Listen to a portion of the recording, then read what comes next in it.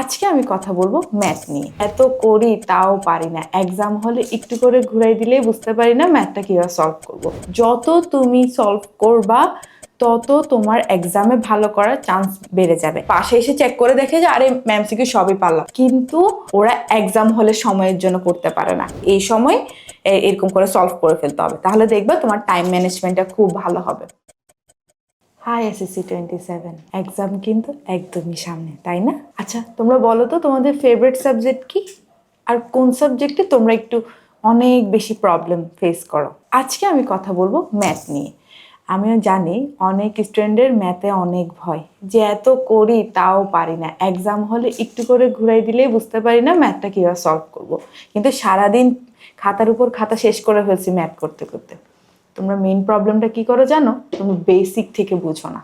Basic ভালো করে clear করলে তাহলে তুমি কয়েকটা ম্যাথ সলভ করেই আনসার করতে পারবা। এখন তোমাদের এখন তোমরা কি করতে পারো, মানে কিভাবে এই প্রবলেমটা তোমরা ফেস করবা। ফার্স্টে, এখন তোমাদের এক্সাম একদম সামনে চলে আসছে, এখন আমরা রিভিশনটা কিভাবে দিব। ফার্স্টে আমরা কি করব, একটা চ্যাপ্টার শুরু করব। চ্যাপ্টারটার বইয়ের অঙ্ক, উদাহরণ সব ভালো করে করে ফেলবো। দেন আমরা কি সলভ করবো, দেন আমরা সলভ করব বোর্ড কোয়েশ্চেন। বোর্ডে সিকিউ MCQ সব ভালো করে সলভ করব।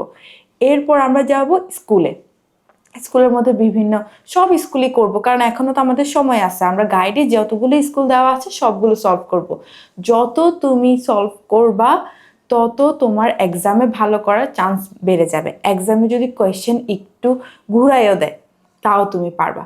এক্সামে কিন্তু কখনো হুবহু বই থেকে মানে কোয়েশ্চেন তুলে দেয় না, একটু চেঞ্জ করে দেয়। একটু চেঞ্জ, ইকুয়েশনটা একটু চেঞ্জ করে দিল বা সংখ্যাগুলো একটু চেঞ্জ করে দিল, তখন তুমি যদি না পারো তাহলে কি হবে? তাহলে তুমি যদি এতদিন যে এত কষ্ট করছো, সারা বছর এতগুলো ম্যাথ করছো, ওগুলো কি কোনো লাভ আছে? তাই আমরা কি করব, অনেক টাইপের ম্যাথ প্র্যাকটিস করব, যাতে কি আমরা এক্সাম হলে যদি কোয়েশ্চেন একটু ঘুরাইও দেয় আমরা যাতে পারি। ঠিক আছে? আরেকটা কি করো, যে ম্যাথগুলো আমরা ইজিলি সলভ করতে পারি ওগুলো আমরা বারবার করতে থাকি। একটু ঘুরাই দেওয়া ম্যাথ, যে একটু কঠিন টাইপের, যেগুলো একটু বড় হয়, ওই ম্যাথগুলো কি করি আমরা, আচ্ছা পরে করবো এভাবে রেখে দিই। এখন তুমি যে পরে করবা রেখে দিচ্ছ, তোমার কি ওই সময়টা আছে? আর তোমার নিশ্চয়ই ওইটা কঠিন লাগে, তাই ওটা বারবার করা উচিত, কিন্তু এটা তুমি পরের জন্য রেখে দিচ্ছ, এটা তো তোমার জন্যই ক্ষতি, তাই না? তাই কি করবা, ওই ম্যাথগুলো আগে যেগুলো পারো ওইগুলো একটু পরে নিবা, যেগুলো পারো না, ওই যেগুলো একটু বড় ম্যাথ, যেগুলো একটু কঠিন বা তুমি বারবার ভুল করো, ওই ম্যাথগুলো বারবার প্র্যাকটিস করবা।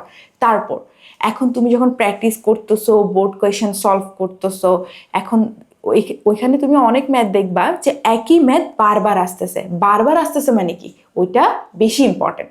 এখন তুমি যদি এটা চিন্তা করো যে আচ্ছা আমি একবার করছি, এই ম্যাথটা আবার আসছে, আচ্ছা করবো না কারণ একবার তো করছি, না, ওই ম্যাথটা যতবার দিবে তুমি ততবার করবা, কারণ ওই ম্যাথটা যেহেতু এতবার রিপিট হয়েছে, এবারও রিপিট হওয়ার চান্স আছে, তাই না? তাই একটা ম্যাথ যদি বারবার রিপিট হয়, ওই ম্যাথটাকে তুমি বারবার করবা, যাতে ওই ম্যাথটা আসলে তোমার যাতে রিগ্রেট না থাকে যেটা আমি পারিনি।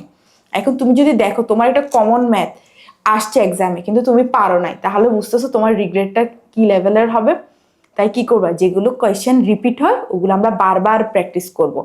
তারপর ধরো তুমি কোনো কোয়েশ্চেন সলভ করতেছো, তুমি কোনো প্রবলেম ফেস করছো, যে একটা ম্যাথ আমি পারতেছি না, সমস্যা নাই, এটা তুমি বারবার 2বার করে করবা। তারপর তুমি একটা খাতা বানাবা, যেখানে তুমি যে ম্যাথগুলোতে আটকাচ্ছ ওই ম্যাথগুলো নোট করে রাখবা। এটা হবে আমাদের প্রবলেম খাতা। ঠিক আছে? এটা আমরা প্রবলেমগুলো এখানে লিখে রাখবো, যেগুলো আমাদের প্রবলেম হয় ওগুলো আমরা বারবার কি করব, প্র্যাকটিস করব। তারপর আরেকটা কথা, ক্যালকুলেটর কম ইউজ করে আমরা এমনভাবে ম্যাথগুলো করবো যাতে আমরা নিজেরাই হাতে হাতে হাতে হাতে করে ফেলতে পারি। কেন জানো? তুমি ধরো MCQর ক্ষেত্রে, MCQ যদি ছোট ছোট ইকুয়েশনও যদি তোমার ক্যালকুলেটর ইউজ করে করতে হয়, তোমার কিন্তু সময় অনেক বেশি যাবে, বা মানে অনেকক্ষণ লাগবে। একটা ম্যাথ সলভ করতে যদি তোমার 2-3 মিনিট নিয়ে নাও, তাহলে বাকিগুলো কখন সলভ করবে? এটা মেইনলি MCQর জন্য। MCQ রেগুলার প্র্যাকটিস করতে হবে। তুমি জানো এক্সামে কি হয়? এক্সামে দেখা যায় স্টুডেন্টরা MCQ সবই পারে, ওরা বাসায় এসে চেক করে দেখে যে আরে MCQ সবই পারলাম, কিন্তু ওরা এক্সাম হলে সময়ের জন্য করতে পারে না। এক্সাম হলে লাস্টে কি করে, যে আচ্ছা 20টার মতন মানে ক্যালকুলেশন করে করলাম, এরপরে বাকিগুলো বাকি আছে, এখন টাইম নেয়, প্রেশারে কি করে ওরা, মানে এমনি আন্দাজে দাগাতে থাকে যে কি খালি খাতা দিতে হবে, তার থেকে ভালো আন্দাজে দাগাই। তাহলে তুমি আন্দাজে কেমনে ম্যাথ কখনো আন্দাজে দাগালে হয়? যেমন তুমি ধরো এই বিজিএস বলো, বাংলা বলো, এগুলো তোমার রিডিং পড়ে জাস্ট দাগাই দিচ্ছ, রিডিং পড়ে জানলে জানছো, না হলে দাগাই দিচ্ছ। বাট ম্যাথ তো তোমার ক্যালকুলেশন করার বিষয়, তাই কি করতে হবে, বেশি বেশি সময় ধরে প্র্যাকটিস করতে হবে।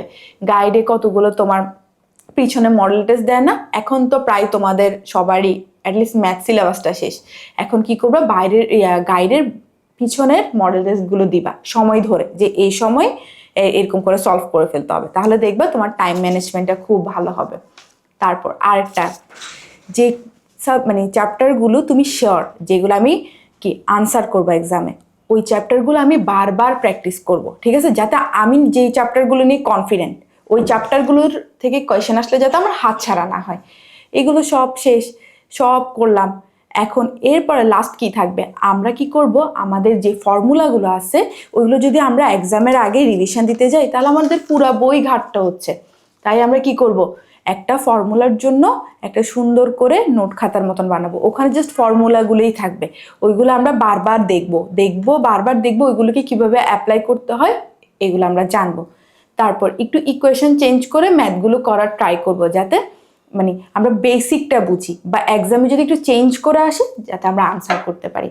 ও আরেকটা কথা, আমাদের রিথিংকে কিন্তু তোমাদের কি এই প্রিপারেশন, যেটা তোমাদেরকে আমরা আবার রিভিউ করি ক্লাসে, যে রিভিশন ব্যাচ, ওইটা কিন্তু আমাদের স্টার্ট হয়ে গেছে, ঠিক আছে, তোমাদের কি আরআরপি, ওটাতে তাড়াতাড়ি ভর্তি হয়ে যাবা।